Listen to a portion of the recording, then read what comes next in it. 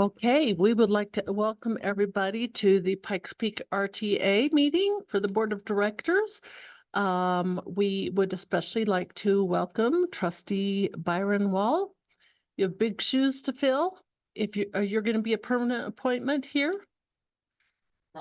Probably. Okay. He is from the town of Calhan. And we're excited to have him, but we are really missing Roland too. So, but we love to help out Calhan. So, we do have a quorum and we're just going to go ahead and start right off.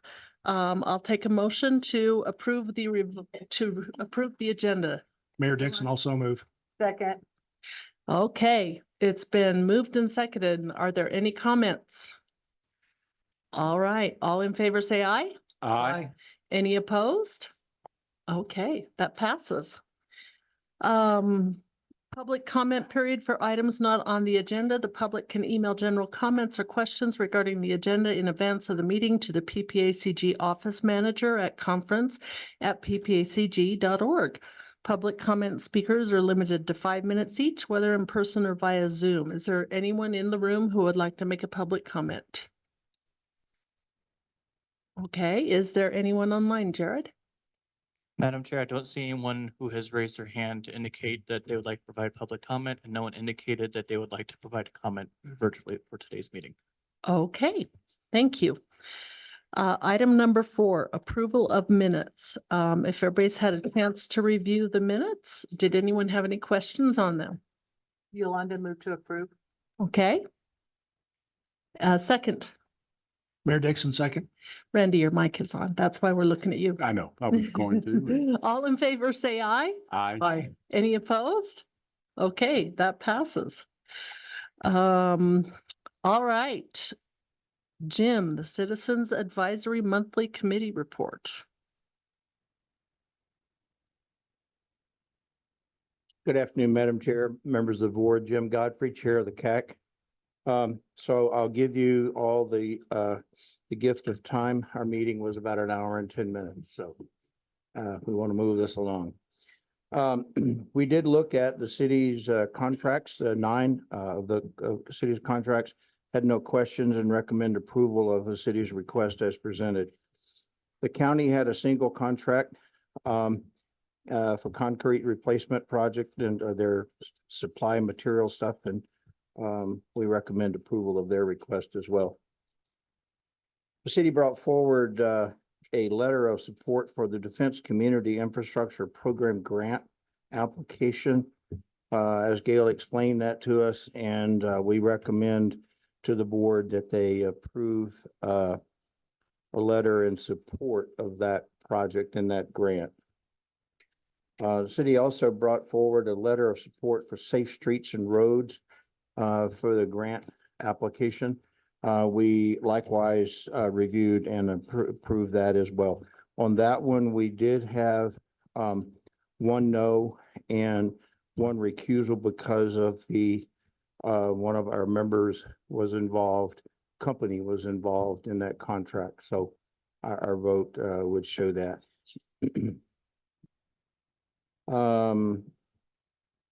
We had a request by the county for a line item transfer, moving some money off a project that had been completed and moving it to Highway 105 to help that project along. And we make a recommendation to approve their request for line item transfer.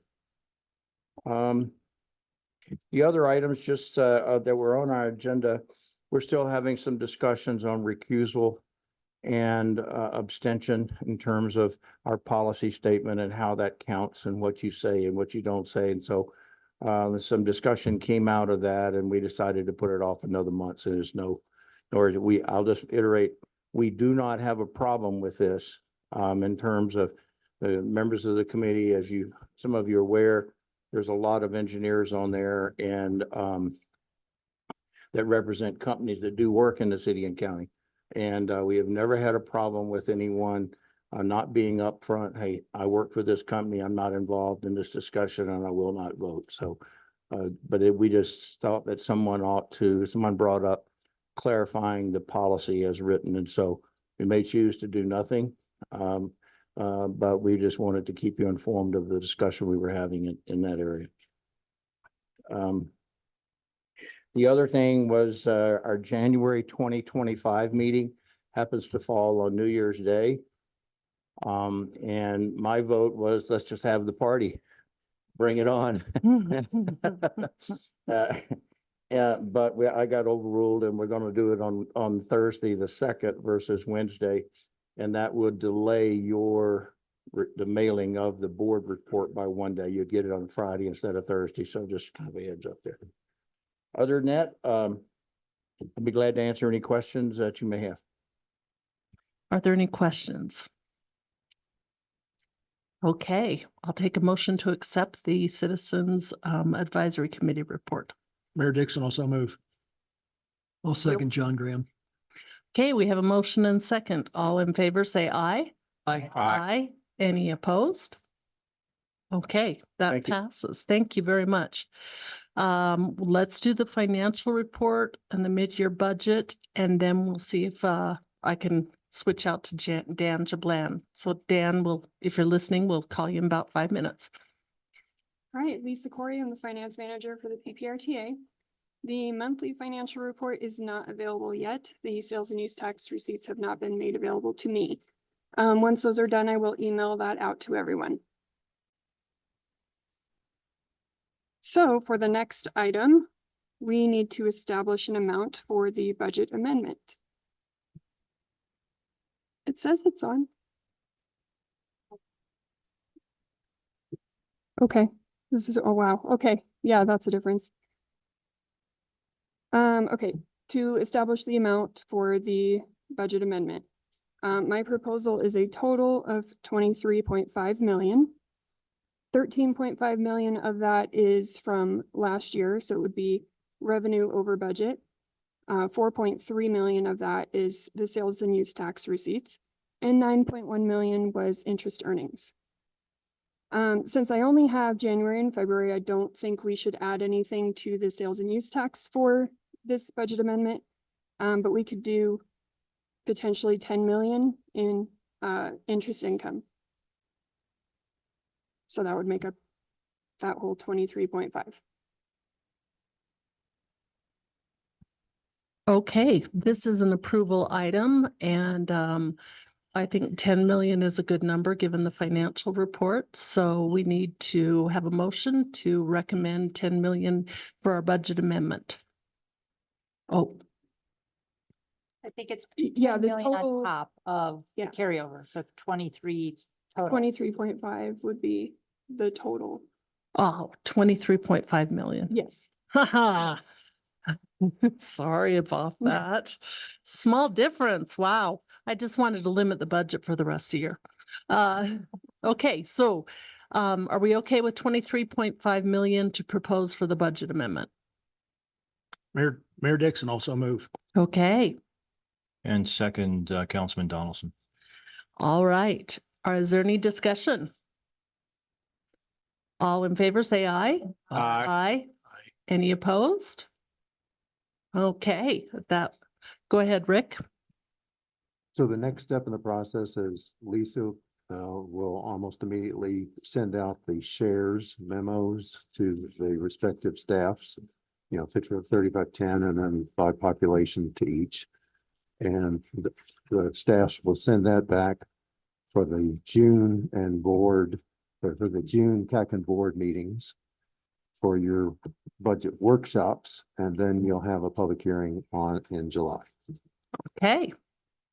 Thank you very much. We appreciate that.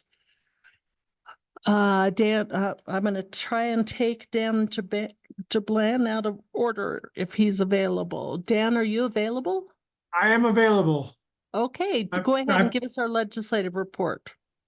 As you guys know, we're winding down. Both chambers are in sort of recess right now, waiting for other bills that have passed thirds to cross over to get through the finish line.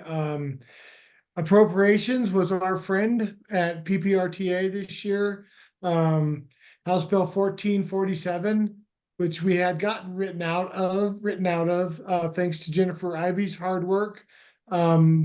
with the removal of section 18 in the House, but 1447 did die a death of a fiscal death in Senate appropriations. It just wasn't heard and died. Also 1168, which was the open meetings one we were monitoring closely, died in House appropriations. There's 703 bills this year, not quite a record. So many years ago, there was 1,000, but about 150 more bills this year than there was last year. And I was talking to a lobbyist had been around a while, actually worked in Governor Owens' administration. We were walking in yesterday about 7 a.m. Said it was the worst session he'd ever been involved with in his entire life. So today here at the Capitol is kind of interesting. Usually the last day there's donuts and frivolity and people are pretty happy, moving forward. There is just a great amount of apathy in the building right now of, boy, we're sure glad this is over. And I think that's on inside the glass and outside the glass. But overall, for PPRTA, we were able to make sure we were amended out of everything that could have hurt us. I do want to thank the board for their hard working and allow us to do that. And certainly Rick and Jennifer's guidance. And anytime I needed something, they got it for me. But that's about where we're at right now. And the chambers are just waiting the artificial intelligence bill is still alive. It just passed the House, going over to the Senate for concurrence, already here. The property tax reform bill is still alive and needs to go back. It's need to be a third reading vote in the Senate to go to the governor. So the other things that were big this year, of course, that would have not affected RTA directly, but was the med-mal cap fight, but also the general liability and wrongful death that got wrapped into that bill as well, which was 1492. That was a negotiated deal through the governor's office, passed the chambers in about 4 days. But that is now on its way to the governor's office as well. So I guess that's an update, and I'm happy to answer any questions before I crawl underneath this desk here and go to sleep. Okay, are there any questions? Go ahead, Jennifer. No question. I was just gonna tack on 2 bills that we had also discussed here, briefly, that Dan was also monitoring. Senate Bill 032, which was the, access to transit, I think was something like that. It's a bill we talked about where CASTA was, getting an amendment on that for the lodging tax changes. That did get added to the amendment. We continued to monitor that. No changes, no concerns since we don't utilize lodging tax, but just to let you all know about that. And then the other one that I think may have passed or will shortly pass is House Bill 1454. And this is the grace period for digital access, for noncompliance with the digital access. This relates back to House Bill 211110, which was passed in 2021. This put in a deadline of July 1 of 2024 for digital access accessibility standards. The Office of Information Technology just had finally promulgated those rules this March, going into effect in April, which has left all of us kind of scrambling to get in compliance. So this year's bill, which is expected to pass or may have already passed, basically kind of gives a bit of a grace period so that local governments can't be sued for the first year as long as they're trying to comply with the new standards. So we've all been working. And that passed late last night. Okay. 1454 passed the Senate on third readings late last night. Perfect. Thank you. Uh-huh. Yeah, so that we'll be bringing something back to the board in June. There is still some compliance efforts that we've been working with through PPACG. So expect to see a statement for your consideration in June, but just to give you an update on that one. Okay, go ahead. Any further questions? Yeah, question for Jennifer. My understanding is that the regulations may be a little bit more alleviating than the actual bill that passed, and especially with respect to archived materials. Have you heard the same? Not necessarily. Okay. I mean, the rules are more lenient than the original rules that were being circulated late last year. but they can't really trump the state law. But this will give at least a year of grace period for local governments like the PPRTA and all of your home jurisdictions. If you're working towards compliance, so you kind of have a safe harbor to not be sued during that period. Yeah, I thought I'd heard that specifically archive material, we could handle that under request only. Oh, I think, yeah, I think what you're referring to is not having it actively available. Right. Right. So, yes, but it would be removing it from the website. Okay. Yeah. Thank you. And we do have also, I do want to, one of our very own to thank for that. David Ortiz was being a little persnickety. I talked to him in the House, but we do have to thank Senate Minority Paul Lundeen, who also intervened and really helped get this one to the finish line for us. Thank you, Dan. We really appreciate the report. And any further questions? All right. Well, Dan, get some well-needed rest after tonight, and we appreciate all that you've done here in the past couple months. Thank you. My pleasure. Okay. Bye-bye. All right. Let's go on to item number 7, the 2024 Capital Maintenance and Public Transportation Contracts, City of Colorado Springs. Thank you, Madam Chair and members of the PPRTA Board. Today, the City of Colorado Springs has 9 contracts for your consideration. The first one is for the Mark Shuffle Road contract. Those improvements, there's a map associated with those improvements included in your packet. As you recall, this is a PPRTA 3 project we're advancing through the city's traffic programs. This is for a change order for Wilson and Company to add engineering elements for additional utility conflicts or resolving additional utility conflicts, additional access points and intersection changes, a joint utility duct bank, a Corps of Engineers permit, and along with some additional construction management services to continue those through February of 2025. This change order would be in the amount of $1,455,731.50. The city's second contract is for the Pikes Peak Greenway Trail. The Pikes Peak Greenway Trail is an A-list trail program for PPRTA 2. This would focus on a design of some trail improvements adjacent to Monument Creek between Mark Dabbling Boulevard and Cottonwood Creek. And this would be performed by Mueller Engineering as they're doing some work on this Monument Creek adjacent to the trail. This amount would be $79,254.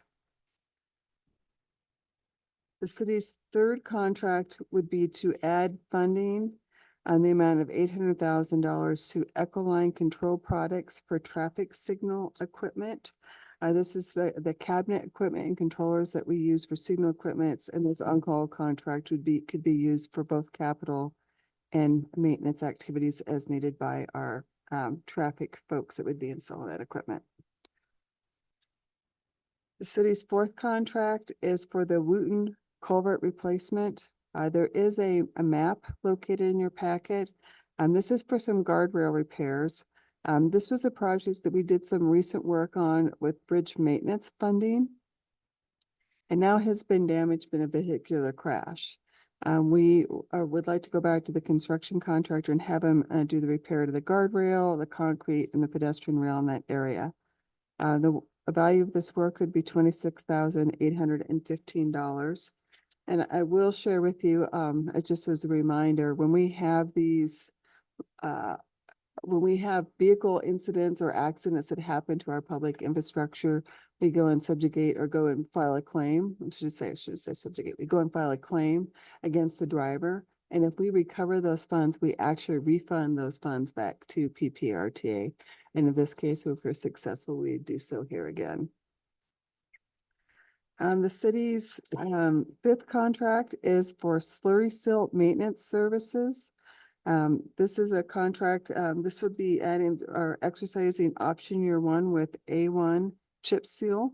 And adding, $995,863 with our intent to apply, slurry seal maintenance activities on 74 roadways. City's sixth contract is to put basically an on-call chip seal program contract in place. The city went through an RFP process. We selected A1 chip seal. This would be to put the contract in for the first year, and it does have 4 option years available to it. This base contract doesn't have any dollars, or it has $0 associated with it. I really can't speak English today. I apologize, I'm struggling.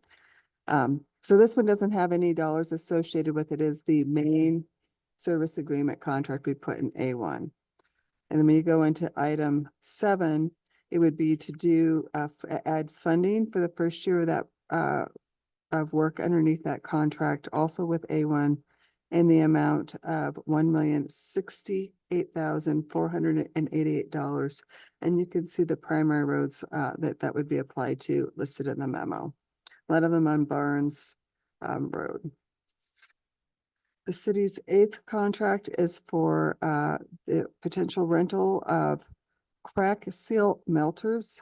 This equipment would be used by the city's in-house crews to go and use to provide maintenance activities. This contract would be in the amount of up to $87,000 to Denver Industrial Sales and Service Corporation. And we had a bunch of questions on this, but just to give you an idea, this equipment, this level size of equipment we're looking at costs about $70,000 a piece, and they are maintenance nightmares that break down frequently. And we really aren't equipped to deal with them, and they can be damaged permanently pretty easily. So we are choosing to rent. They run about $4,200 a month. Now I said that it's $4,200 or $4,800 a month per piece of equipment. And then if something were to happen to the equipment, we could send it back to the rental company, and they would provide us replacement equipment. So this is much better for us. So the $87,000 would basically get us the 3 pieces of equipment for 6 months, which is really what we would anticipate for our maintenance cycle. And then the city's last contract is the second part of a contract we discussed 2 months ago, where the city as transit organization received a 5339C discretionary federal grant to bring hybrid buses. And as I mentioned 2 months ago, we went into this grant agreement with 2 partners that had equipment that's approved by the FTA. The first one was with Gillig, and that's the contract was approved 2 months ago. This is the second partners with New Flyer. And what this would do would bring 3 hybrid buses into our fleet and let us continue the pilot that I mentioned before. The PPRTA portion for this grant would be $1,144,267.24. The federal grant portion is just over 1.7 million, bringing the total to 2.86 million. I will share with you, I got a bunch of questions that were beyond my knowledge on these buses and even Lands for that matter. We brought somebody from her staff, John Mendez, who manages her fleet and things like that. So if there are other warranty or purchase related questions that are beyond something that Lan or I could ask, we did bring another staff resource. So I'm happy to answer questions on any of these 9 contracts. Okay, are there any questions on the contracts or the buses here? Okay, go ahead, Director Donaldson. Thank you. Gail, do you know what would it cost for 3 35-foot diesel buses? On average, the round number we use is about 500 to 600. Oh, it's $630 per bus. So if we bought diesel buses and ignored this program, it would cost us 1.8 million. With my math, my Yes, Army math yes. there. Okay, so citizens, taxpayers could see this as a better deal. Instead of 1.8 for 3 35-foot buses, we're spending 1.1 for these hybrid buses.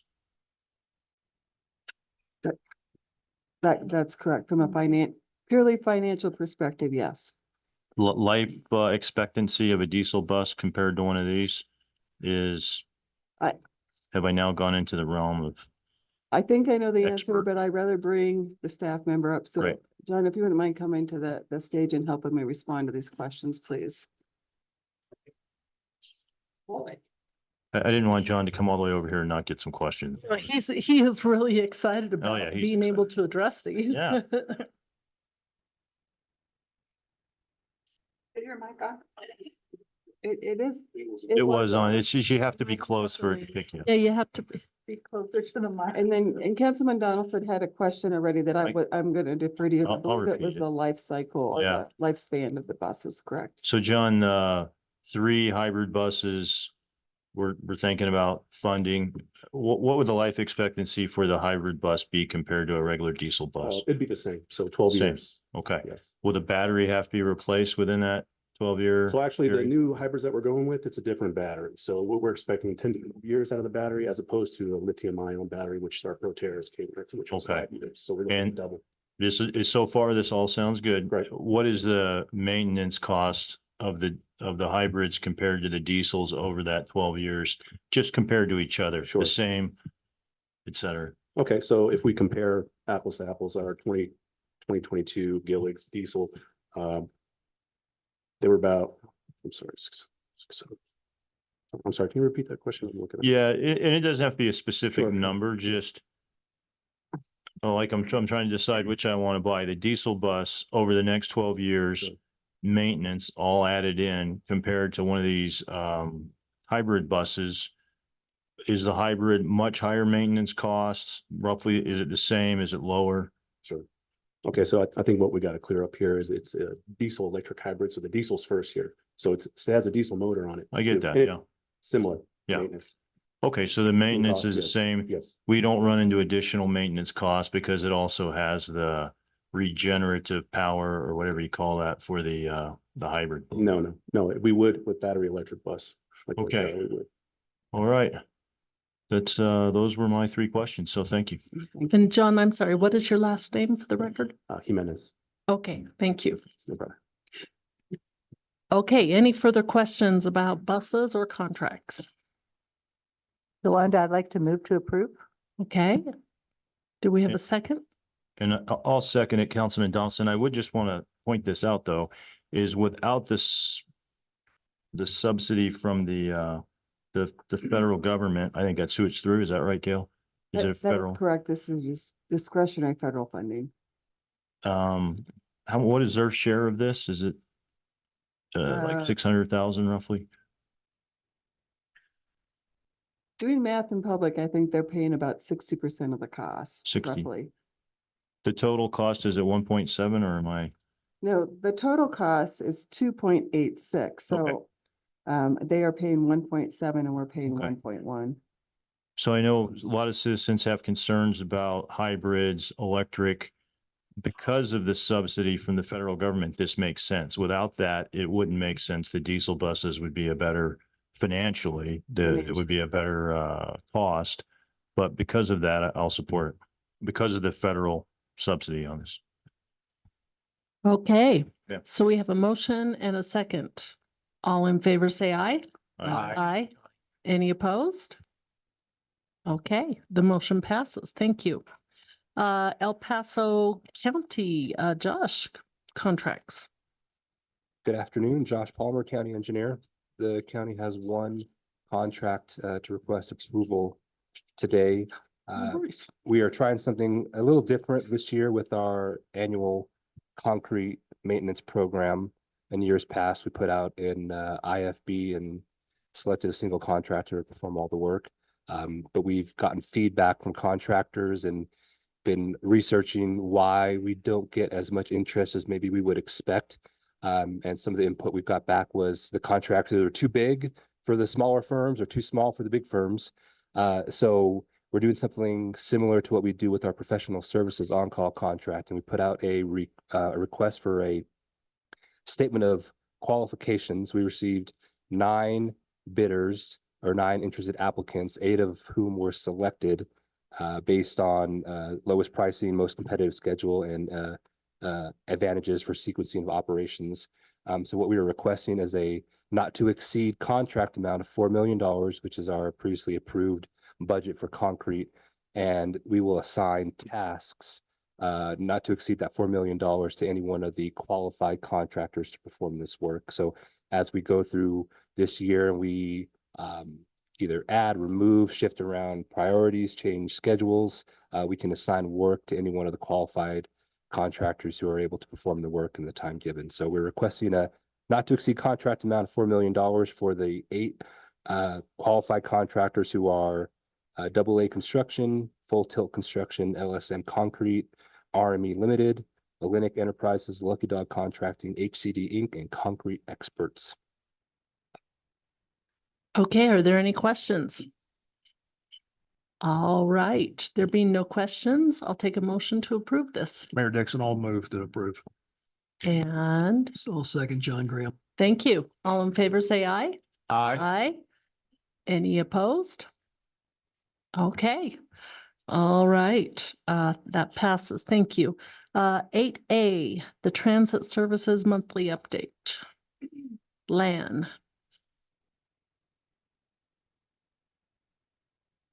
You Chair. Good afternoon, Line Rail Transit Services Division Manager. In your packet is Transit's monthly report. I would like to draw your attention to the table on third page in the report, the blue, yes, right here. This is the table that we keep track of basically year-to-date information on both the ridership as well as ridership per revenue service hours. We did see a promising sign in 2024 compared to last year that we see a cross-board ridership increase, ridership per revenue service hour increase. This trend is happening not only on our major main ridership routes, it's happening on some lower ridership routes in general. We don't know exactly what's causing this, and we're monitoring the trend and hopefully to see a steady increase in the ridership. Also, in our transit highlights, you will see a couple pictures that we included in here. As you know, we are still experiencing vehicle shortage issues. And as a result, we're reprogramming some of our retired ADA paratransit or metro mobility vehicles for fixed route before we can receive your buses. However, this created challenges for people, for customers waiting at the bus stop, seeing a white metro mobility bus approaching the stop without knowing that's actually their fixed route bus. So we have been working on rebranding these buses. The ZEB bus, smaller vehicles running as the ZEB bus will be replacing the larger vehicles with the same branding that you can see. And then the lower purple minibus are the ones that we're rebranding. And the first one we're hoping to go to Mantua Springs for the Route 36 seasonal service in the coming, hopefully, week. We're hoping. So we're working on these. It's not a solution. It's not a true solution, but it is a workaround in the interim. Then also included in your report is our National Transit Database Reporting Update. We are required by the Federal Transit Administration to report our entire operations, asset, financial information to this database on an annual basis as a condition of receiving federal grants. And also as part of this requirement, we have to go through an annual audit, the external audit for NTD. We're very happy to report that we received a zero finding audit, and we already completed our reporting to the feds as well. So that's all I have for today. Okay, are there any questions? I like the minibuses. I do have one question. Go ahead. Lan, yesterday I was driving back to my house after running on one of our nice trails here in the city. And there was one of our buses with about 3 cars or SUVs piled into the back of it on Academy. It looked like a pretty big accident. Do we Can you give us a little information about what happened there? Was the bus stationary or?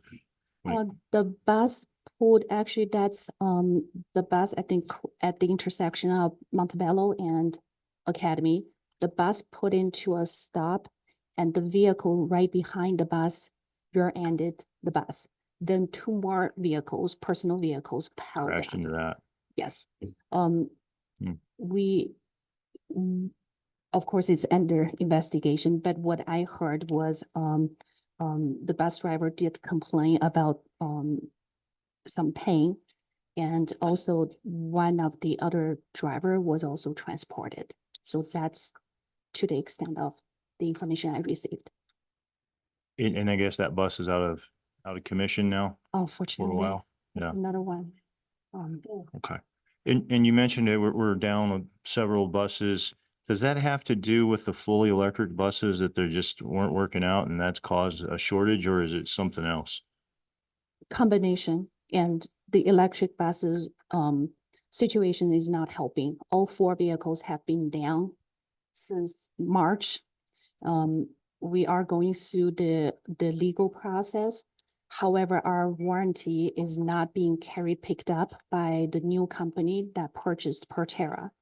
And we are pursuing, what options with the FTA and CDOT, because two of the buses were funded with FTA funding, the other two were funded using CDOT's grant, Volkswagen settlement funding.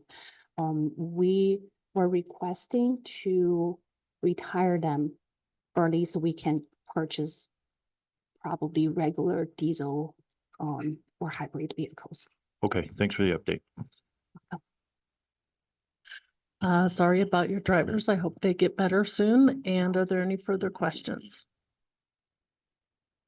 Okay, thank you very much for the report. The next item is the City of Colorado Springs Letter of Support for Defense Community Infrastructure Program Grant Application. Gail. Yes, thank you, Madam Chair. Yes, the city's going to be applying for two discretionary federal grants. The first one is for a program under the Defense Community Infrastructure Program. And this would be for interchanges, improvements outside Peterson Space Force Base North Gate, right through our Peterson Road and Platt Avenue Common Place. We've been successful getting smaller chunks of federal funding.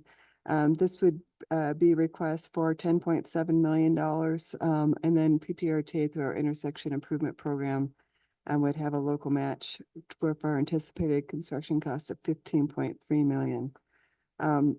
The draft letter, and I believe Rick, well, I know Rick actually passed out a copy of the letter today because we did do a change to the phrasing for the 2025 budget, because this particular project, if PPRTA funds were to be used for it, would come out of our future budget years, unlikely in 25 with our plan. So we're asking for PPRTA's letter of support and then just acknowledging our planned financial commitment, which is a requirement they have with our grant. Any questions on that project or that grant itself? Okay, are there any questions? All right, if there are no questions, I'll entertain a motion to approve.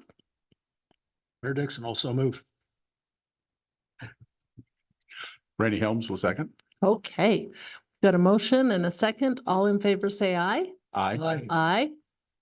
Okay, and so that motion is approved. We'll get that letter signed for you today. Thank you. This next one is another letter of support for the Safe Streets and Roads All Grant application. Yes, this is also another federal discretionary grant, and I'll just mention as a reminder, the only way we can bring new monies into our region is to go to pursue these discretionary grants. We are very aggressively pursuing them, so you'll keep seeing us coming back to you with a variety of different programs that are available. But this one is the Safe Streets and Roads for All. It's become a very popular program around the country. The city was successful getting the first grant underneath this program for a planning grant, and we're doing our safety action plan with that.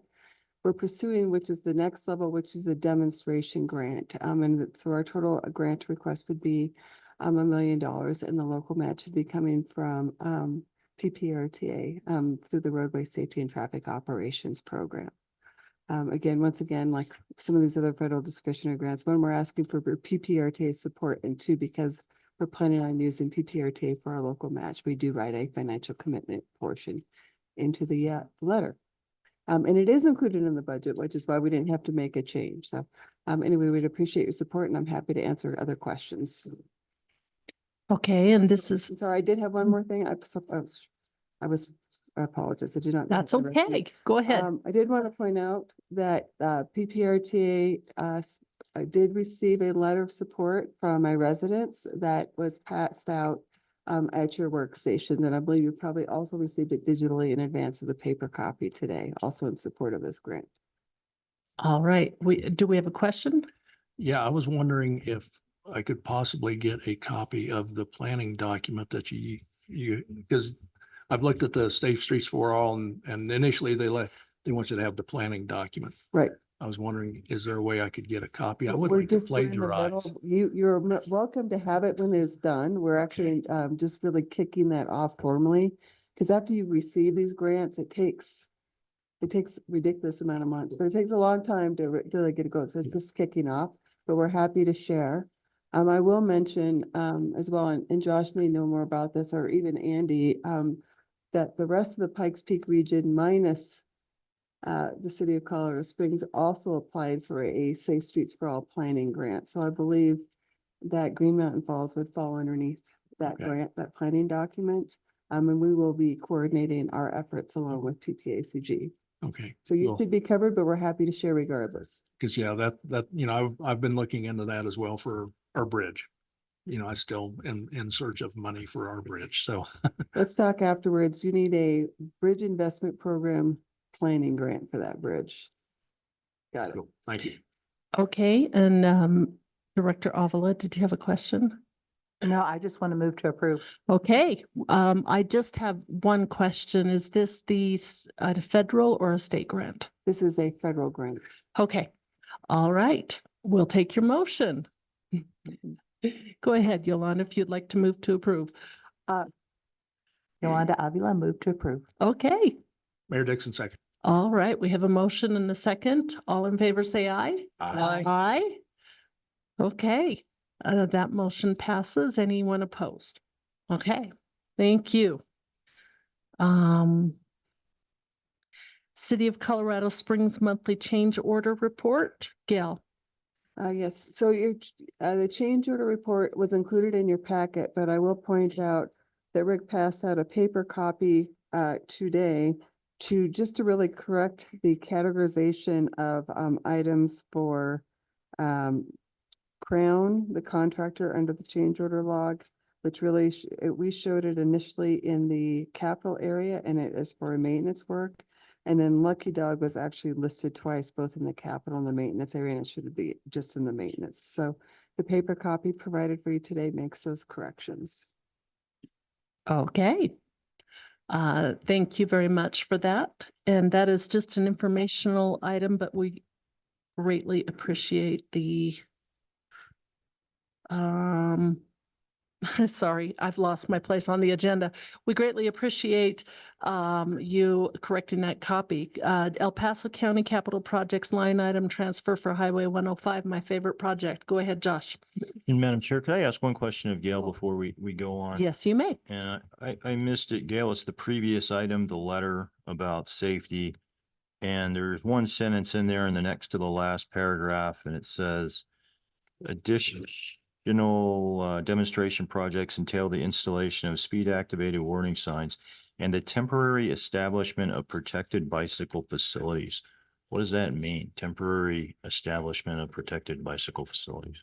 So in areas that would be identified that have the potential to be successful bike corridors, that we would put protected bike lanes in, but on a temporary basis. So they would have basically the knockdown delineators to really demonstrate whether or not it would be an effective repurposing for a portion of the road for a bike corridor. Okay, so you're talking about those white horrible things they have all downtown Denver. They would look similar to that, yes.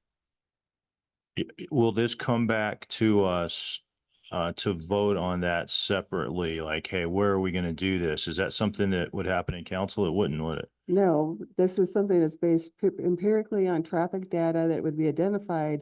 Actually, in our safety action plan is a likely candidate for a bike facility. So to go and demonstrate whether or not the bike facility would be successful, we would do a demonstration corridor for that. What is, but I don't, the word facility usually means like a building or something like that, a facility, but here we're using it as a bike lane. It When we, would be a protected bike lane. and again, the protection would be those little white posts which get knocked by cars and they're all crookedy and look horrible. And we have some here. What street is it? We have some on. They're kind of to the east of Weber, downtown. Wasatch, is that what you're thinking? No, it runs east-west. Oh, Pikes Peak. Yeah. It's on Pikes Peak. All right. So, I mean, we've already voted on that. I should have asked my question before we voted. I do not like those. I don't think citizens will like having those things in Colorado Springs. I've had discussions with a former elected official who said, yeah, that was a mistake. We'll never do any more of those. So I guess I want to go on record now saying that I think that is, especially as a former bike commuter, I used to ride, 15 miles each way out to Fort Carson and back 4 days a week for years. I did that. I don't think we need that stuff. How big is this trial going to be? Like, how big a space are we talking about? Is it going to be downtown? The location is still being determined. That's one of the things that we have to apply for the demonstration grant now. This is one of the things we think would be a likely outcome. So the exact location's not determined. I would suspect that we would see it more in our urban core area because that's where we're getting the most requests actually for protected bike facilities. So we want to areas where the traffic volumes and the existing asphalt space exists in the street demonstrate shows that we could potentially have a successful deployment of a bike lane. We want to be able to do this deployment of this temporary facility. And then we would be monitoring that. And there's a question, you could monitor it for, I would say, minimum amount of time is 12 to 18 months. But what you want to do is see if you have successful operation of your roadway, see if the protected bike lane actually is providing the benefit for their bike commuters that would be using that. And if we do so, then you could see more permanent installation in the future potentially. And if it doesn't work, or if something else changes in the built environment, then we have the option to go and make other changes in the future. Is it the mayor's decision on that? This is typically a staff decision because it's based on data. Yeah, but And the it's mayor, based on the mayor is the one who requests. finally makes the call, right? He would say, yep, keep them or don't. You're right. If it's something that, since the staff reports to the mayor, and if it's something that he feels strongly that it wouldn't is good for our community, then we would make an adjustment. And I would ask if no one has been hit by a car in that area in the last 5 years, and then we put them in for 18 months and no one gets hit by a car, how do you judge whether it's an improvement or not? The bike people, the activists will say, yeah, it's much better now. I feel much safer. I can predict that'll happen. Right. We are hoping though, in addition, hopefully that the crash is not the thing that we're going to be measuring. What we'd like to be able to see measured is increased usage of the bike infrastructure. So if you have the bike lanes and you can get counts on that and show, let's say there's maybe 100 people using them in a week today. If it's 1,000 people a week in the future, then that would be considered a successful demonstration of that bike facility. And if you look at that with the other data on the road, so for example, since it's already being used by vehicles, if you've got the same or increased vehicle traffic, if you can see how the speeds are, whether the speeds are sustained or they're decreasing, and in some cases you do want to decrease speeds on a lot of our local roads, in particular in the urban core, because we have a lot of speed. I think you've heard a lot about that recently. That would be considered a successful demonstration. Is this required? Is this specific thing It is not a required measure. It is one of like the 4 or 5 different things we'd be considering for demonstration projects underneath the grant. okay, but it doesn't, the grant is not nullified, or we don't violate terms of the grant if we didn't do this, if we didn't have the little white posts that uglify our streets. I would say the answer is no, it would not nullify it unless we were to go and Okay. write something specific. Then I'll go on record right here saying, I think this is a bad idea. Go to downtown Denver if you want to see what this looks like. It clutters up and crowds up the streets. And as a cyclist, it's not worth it. It's really not. So thanks. So,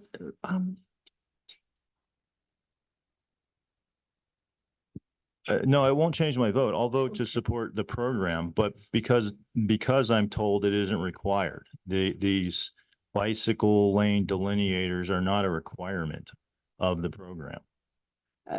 They would only be required if we specifically wrote them in. And right now, we don't even have a grant. We're just applying for it.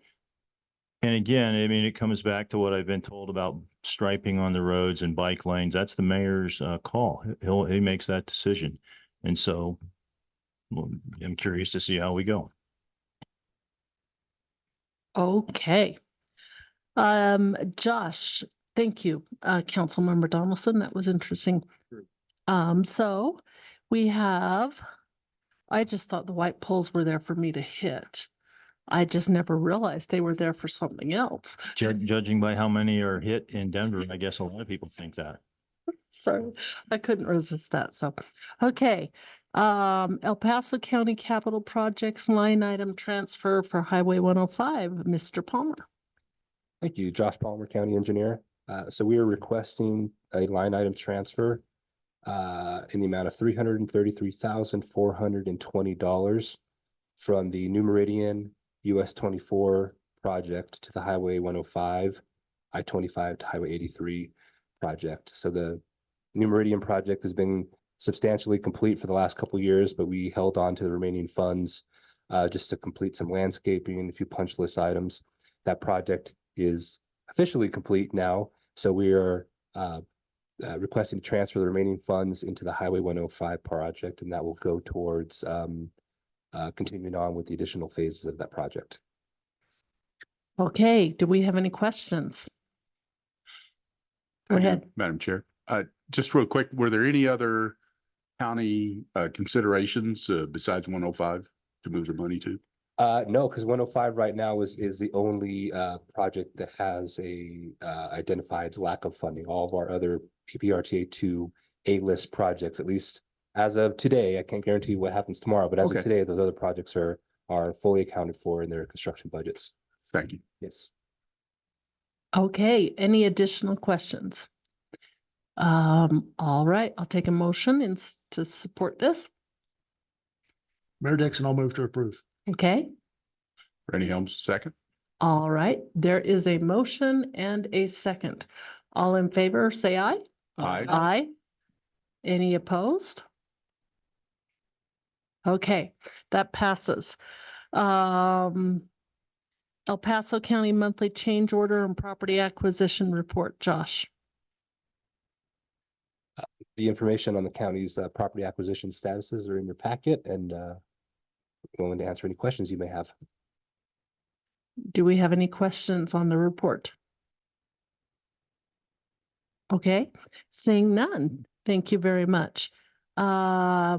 We did already have our legislative report, so our staff field review report 9B is Rick. Thank you, Madam Chair. This is just the results of my windshield survey of what the member governments reported in their quarterly report for the fourth quarter of 2023. Everything looked good. Okay. All right, thank you very much. Item number 10, agenda topics for the next meeting. Is there any request for an agenda topic? Okay, all right, we'll go to item number 11, per the member announcements. Okay, and item number 12, adjournment. I'll entertain a motion to adjourn. Randy Helms, make a motion to adjourn. Mayor Dixon, second. All right, all in favor, say aye. Aye. Aye. Okay, thank you. We are done.